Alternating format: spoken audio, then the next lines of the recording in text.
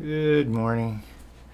I just wanted to show a deck that arrived yesterday that I had printed from images. I think these are somewhere around, what does it say on the card here, 1917. Kind of a collaboration between A.E. Waite, Arthur Edward Waite, and John B. Trinick, and someone named Wilfred Pippet. I think one of the images is the Pippet. There might be more than one, but even though it says 80 cards here, it turns out this is only only 46 cards, I believe, and it's available from the British Museum. They have a very convoluted way of getting the images. You kind of have to you can look at them online in high resolution, and then another way is you can have them email each one to you. You have to do it individually, and they send you a really high resolution, like 320 dpi or higher. It varies from image to image for some reason. So I took those and used the old iPad and Procreate and something else and got this made through Make Playing Cards. This, just to try a different card stock this time, this is 310 GSM. Yeah, it's got the linen finish. It says something like French Casino. I don't know, they're still way too thin, but they're okay for shuffling. Hopefully I picked just a plain ugly color for the back. Hopefully the linen kind of shows up. I don't know if it does. You can hear it for sure. But anyway, I'll get that card out of there and we'll zoom back out so you can see the other cards. A lot of them are black and white images mostly. I want to be... Somehow this got moved after my test run. I'll put that there. So I'm just calling it Waite Trinick Pippet. In a lot of places you see it referred to as a tarot deck. One, it's not enough cards for a tarot system unless he was creating some new system. But in what I can figure out and looking at it, I don't think that was the intent at all. I think he had broke with the Golden Dawn and started whatever it is he started, Rosie something, I don't know. But I think something else was going on with these images and what he intended for them, or whoever he was working with. But before I show any more of the cards, let's look at the way it comes from the museum so you can see that. If I can dust off the screen here. Oh man, I wish I could figure out how to stop that. So here's what you get from them. I might have to zoom out, huh? You get a big image with this ruler thing along the side, and they are a really good resolution because you can zoom in really well on the images and look at the details if you want to do that sort of thing. And if you have one of these sort of things, you can see people not having a good day there. Flying Buttress, that's an old style cathedral. For many years I lived near the National Cathedral in Washington D.C. I like going up there.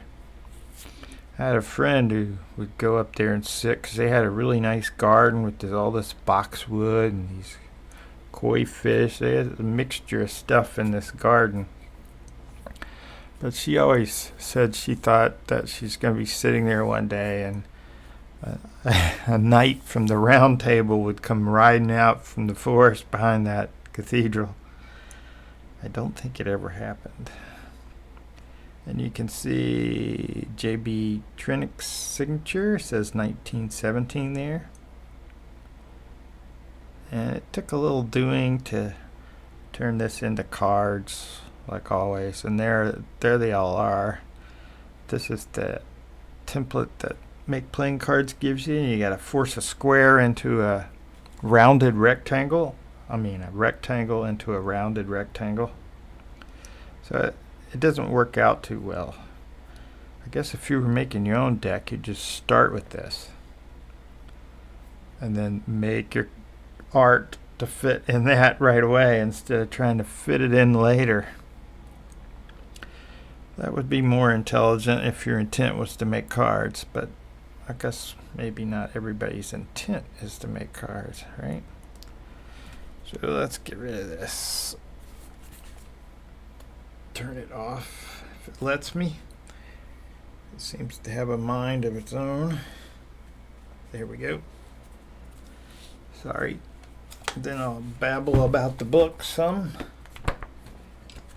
Even though the book I kind of wanted is no longer in print. But this book references some things. This is the Secrets of the Waite Tarot. I'm not sure about the word secrets. It's Marcus Katz and Talia, or just Tally Goodwin. They seem to like to turn everything into a kind of a hunt, which I guess makes it somewhat interesting. It's a Llewellyn book. There they are. I think page 3 was some information. And there I put the question mark. The other book that I'm referring to is called Abiding in Sanctuary, which I guess she wrote, Miss Goodwin. It's A.E. Waite's second tarot images, she calls it. But I don't think that's what they are. Maybe that's why the book went out of print, or there's not much talk about this, or nobody likes the images. I'm not sure what it is. But I'm not laying it out like I do normally because I don't think that applies. And I could point out which card is the Hangman, the Tower, and all that. And some of these are repeats, but I'm not going to do that because I don't think that's what's going on here. So here's the second set group of cards. You can see all of a sudden color starts to pop in. I believe the Trinick guy was a stained glass artist, or that's one of the things he did.